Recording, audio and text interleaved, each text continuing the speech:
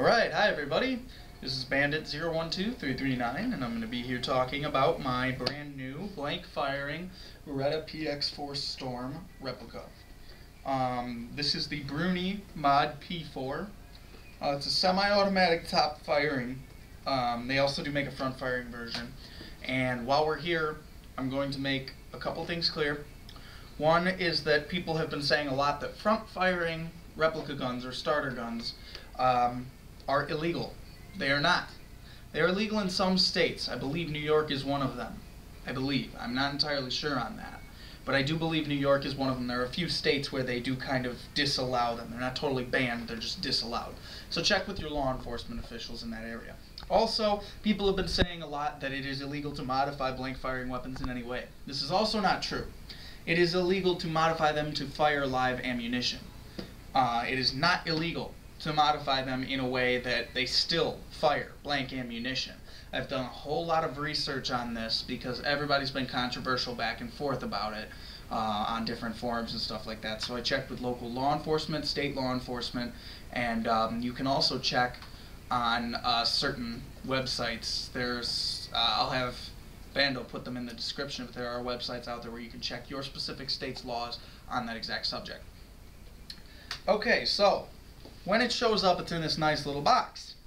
And it's got the BBM logo on it, which is Bruni. Don't ask me what it stands for. It's probably something in Italian. Comes with this nice sticker that says Mod P4 that I took off because it's gay. And so, in the box, when you open it, comes three things. Okay, you have cleaning rod.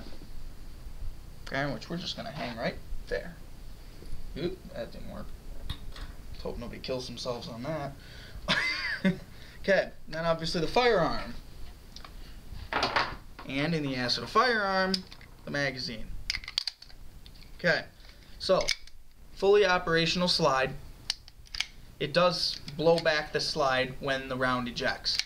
Now that's a little bit important because this is a top firing replica, which is retarded. So I think what I'm going to do is drill out the front of mine. And if you are planning on a similar project, what you will want to do, you can take the first couple of millimeters on this and drill it to the size of the barrel. That's not a problem. But from where it connects back here to up here needs to be the same diameter as the inner hole on here. Okay, the reason for that is because there's a certain amount of pressure that's required to blow the slide back when the round comes through that will cycle the next round in.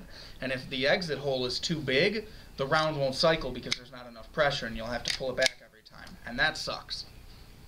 Alright, so what I'm going to be going over here is basically the disassembly and cleaning process of this weapon. There have been some people on many forums as well as on YouTube here who have had the issue of these switches not popping back up. Alright, because the disassembly method for this, it's much easier if you take the magazine out. Okay, the magazine also comes apart like so. This snaps in, and I'm going to try not to slam the camera in the face with the spring on this, but it's an awfully tough spring, so be careful with it. It will get away from you if you're not expecting it. Alright, now the weapon itself,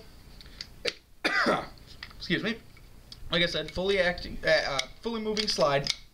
Alright, safety, though only pussies use safeties, as well as a hammer which comes forward to strike the firing pin. Now, this weapon, to disassemble it, you grab these two switches on either side, and then that one, and you grab them. Once you hear that click, it's ready to be disassembled. Pull the slide back, up, and let it go forward. Okay? This spring isn't going to get away from you, so don't be afraid of it. Now, in order to clean this, the only place you really need to clean is in here. Alright, and the reason for that is because the blank rounds cycle up through right here. And they sit here and they get, this hammer comes forward and strikes the firing pin.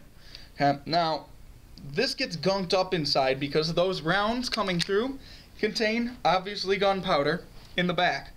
And then, in all of to take up the space between the front of the blank round, where the plastic, cardboard, or paper tip are, that holds the powder in, is a whole bunch of cornstarch because it doesn't stop the gunpowder from igniting.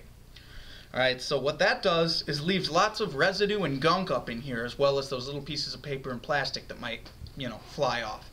Okay, So, take your cleaning rod, and another thing people have been saying is, oh, it doesn't fit, it's cockeyed and whatever. Pull the hammer back, makes it a million times easier. Okay, fits right in like a glove. Twist it around a few times, do whatever you need to until it stops pulling out gunk. So, you can do that, and then, apologize, I forgot to grab it from over here. If you want to be on the safe side, because you do not want this hole to get blocked. That can cause some serious problems with the gases escaping. So I've found a drill bit that's the perfect size, mainly because I'm going to be drilling this. A coat hanger usually works alright for this. You just go through like that a couple times, and then once again, take your cleaning rod, go in, pull it back out. No issues. Okay, now the reassembly of the weapon. It's easy as pie. Take this thing, line the spring up with that little hole in the front, slide it through, line the back end up, let it go forward. Now that's back on. Okay, now, a lot of people are like, okay, yeah, it's awesome, it works, and then they're like, okay, but when I fire around, it comes off and then you lose your slide. Okay, so, in order to stop that from happening, okay, you need to make these switches go back up. There's a really, really easy way to do this. Okay, there's a reason that this slides back like this. You pull the slide back a little bit, pull this back a little bit, and then I take the handle on my cleaning rod and pull that back forward until it clicks. See how it sticks out a little bit there? And these two switches are back up. You're supposed to be able to pull it out with your fingers, but I just find there's not enough there to get a real grip on. So this is just a way easier way to do it. Just give it a nice tug, and you're good to go. And now, your action is not coming off. Okay, so that's basically the Bruni Mod P4 in a nutshell. This particular one's a top firing. They do make a front firing, which again I'll say is not illegal unless it is banned in your state.